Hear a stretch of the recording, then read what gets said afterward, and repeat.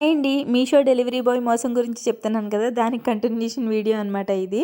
జనవరి first రోజు జరిగితే నిన్నటి వరకు ఏం చేసావక్కా డబ్బులు పోగొట్టుకున్నావని కూడా తెలీదా? పడుకున్నావా ఏంటి? అని మాత్రం అనకండి. నేను డబ్బులు ఇవ్వలేదే అనుకున్నాను. మా హస్బెండ్ నేను ఆన్‌లైన్ పేమెంట్ చేశాను అనుకోలేదంట. నార్మల్‌గా వాడు అడిగితే ఫ్లిప్‌కార్ట్‌లో ఆర్డర్ పెట్టానేమో, ఫ్లిప్‌కార్ట్‌లో అలాగే ఓటీపీ అడిగి డబ్బులు ఇచ్చుకుంటారేమో అని అనుకున్నారంట ఆయన. అందుకని వాడు డబ్బులు అడగగానే డబ్బులు ఇచ్చేసారు. నేనేమో లోపలికొచ్చేసాను కదా! ఆయన ఓటీపీ చెప్పేసి లోపలికొచ్చేస్తారు కదా! అని నేను అనుకున్నాను.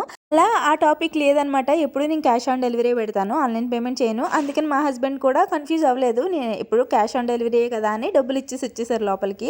అలా ఆ టాపిక్ లేదనమాట. నిన్నెందుకొచ్చింది ఆ టాపిక్ అంటే, మా అక్క మా ఇంటికైతే ఒకటి ఆర్డర్ పెట్టింది. ఆన్‌లైన్ పేమెంట్ చేసేసిందనమాట. మేమేమో ఆ టైంకి బయటున్నాము. పక్కింటి వాళ్ళకి ఇచ్చామనండి. ఎలాగో పేమెంట్ అయిపోయింది కదా! అని చెప్తే మా ఆయనకి ఫోన్ చేసి పేమెంట్ అవ్వలేదండి. ఫోన్‌పే చేసేయండి డబ్బులు అన్నాడంట. నేను ఇచ్చుకొని గట్టిగా వార్నింగ్ ఇస్తే వెంటనే చూస్తాను మేడం అని ఫోన్ కట్ చేసేసాడు. ఇలా ఉన్నాయండి. దీనికి ఇంకా కంటిన్యూషన్ పార్ట్ ఉంది. అది ఇంకా సిల్లీగా ఉంటది. చూడండి. అలాగే ప్లీజ్ వీడియోని లైక్ చేయండి. బాయ్.